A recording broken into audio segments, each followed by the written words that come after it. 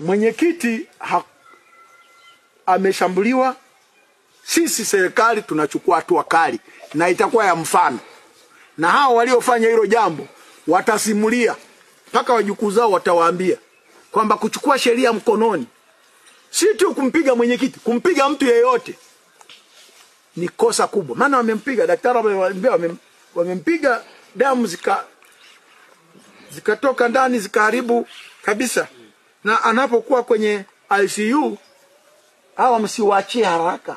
Kabla hatujawapeleka mahakamani, dhamana yao muitizame vizuri sana kama kuna haja ya kuwapa dhamana. Maana yake asija kafa mwenyekiti wetu. Hawa wanaochukua sheria mkononi wanakosea sana, kwa sababu kijiji hiki hakina eneo la kuchungia mifugo. Na mwenyekiti alikuwa anafanya kazi yake nzuri. Hali tuliokuwa nayo saa hizi, sisi binadamu hatuna maisha. Heri ya homa kuliko hali ya Wasukuma saa hizi. Hatuna nini? Maisha. Tunakufa bila dawa mdomoni wala uji. Kwa ajili ya nini? Wafukaji. Kwa kweli Wasukuma saa hizi sisi tumeshakabidhi roho zetu kwa Wasukuma wanachotufanyia. Nimelima bustani yangu ya mboga. Wasukuma wanafika pale, yani wanalisha na mwenyewe unaona.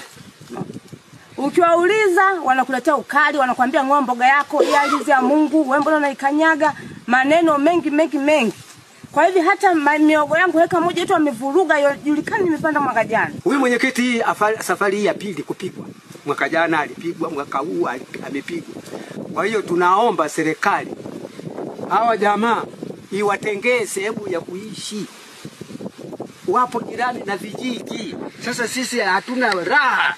Kwa kijiji chenu kwanza hamjatenga eneo la ufugaji, lakini pia hatuna orodha ya watu waliosajiliwa. Kwa hiyo hapa tunatambua kwamba hakuna mifugo katika kijiji cha Chiulungi. Katika kata hii limetengwa eneo la ukubwa wa ekari 3,300 katika kijiji cha Litoa. Kwa hiyo tuna changamoto mnazozipata, maana yake ni wale wanaotoroka kule kwenye maeneo tengwa kuja huku.